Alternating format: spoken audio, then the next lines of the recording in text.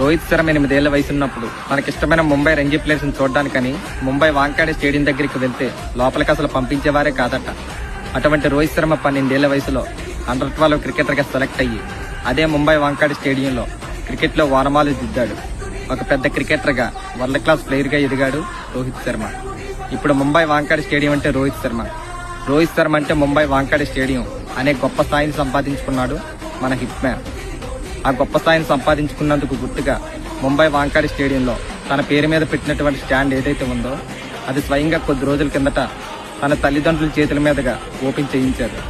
Rohit Sharma Mumbai cricketer అని Mumbai Wankhede cricket స్టేడియంలో అతని పేరు పెట్టలేదు. టీమిండియాతో పాటు ముంబై క్రికెట్కి అతను అందించిన సేవలకు గుర్తుగాను, అతను సాధించిన విజయాలకు గుర్తుగాను ముంబై క్రికెట్ అసోసియేషన్ ఈ విధమైన గౌరవాన్ని మన రోహిత్ శర్మకి అందించింది. ఒక బెస్ట్ కెప్టెన్ గా, ఒక గ్రేట్ లీడర్ గా, ఒక టాప్ క్లాస్